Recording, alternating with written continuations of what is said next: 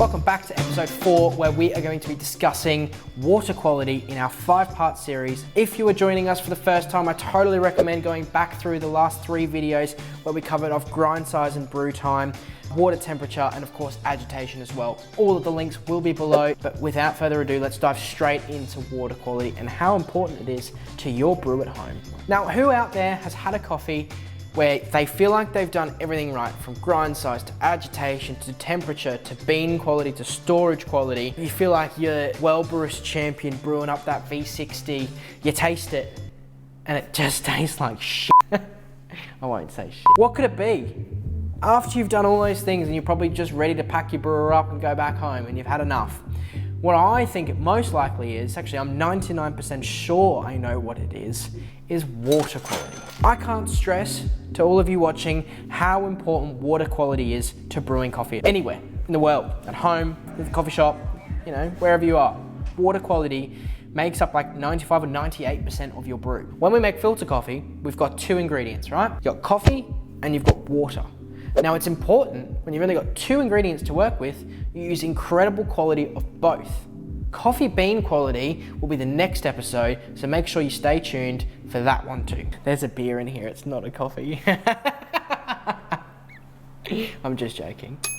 So obviously water and water quality and water types can be quite scientific and quite chemistry built. We're not gonna go too in depth in it. We're just gonna scrape over the top. When we talk about water quality in coffee, we refer to our water type as hard or soft. Now, that is because of the mineral buildup. And the minerals within that determine whether it's hard or soft is magnesium and calcium, among other minerals, of course. But the biggest players are magnesium and calcium. Too much of either of those means hard water and vice versa.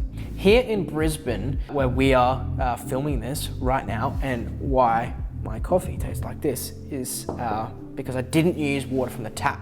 Water from the tap in Brisbane has quite a high chlorine content, which makes my coffee almost give like a papery mouthfeel. It's not very enjoyable whatsoever, so we use filtered water.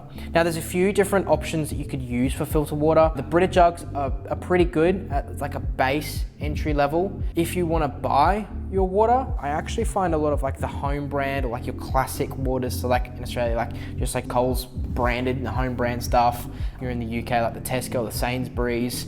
If you're in America, just like your home brand kind of stuff, I find that works the most because they don't treat it too much. A lot of like the smart waters, they add way too much magnesium, which throws the brews completely out. So if you have to buy water, just look for the simple home brand stuff as well. Ultimately, you can also make your own water. There's a company called Third Wave Water, and they actually have developed little sachets. You just need to buy distilled and deionized water, and you just add the sachet in, you just shake it and stir it up, and you've ultimately got the ideal kind of target or mineral buildup to brew coffee at home. You can also just experiment by yourself, just buy some deionized water and slowly add different levels. We'll put a link in this description of an article that I read about making your own water from Barista Hustle. Follow that, you know, if you give it a go, let us know how it goes, because we will be experimenting with that down the track in the future.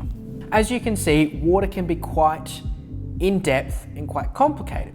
So we'll keep it simple, like I said, and just remember to always be using filtered water. Use some of those options that we have given you. You know, stop using tap water if you are using tap water, and you know, give it a go. Obviously, if you live in a great place that has great tap water, so like Melbourne in Australia, for example, has really good tap water, they are just blessed. You know, so when they take water out of the tap, it's actually got a great balance of the mineral content for coffee, so they're pretty lucky. But if you are in a country or a city or a suburb, wherever you are, that has a hard or really soft water out of the tap, try a few of the tips. If you have really soft water coming out of your taps, look into either making your own water, try bottled water as well, and let us know how you get on. So thanks for joining us for this water quality video. Up next, we will be talking about bean quality as well. Stay tuned and we'll catch you soon.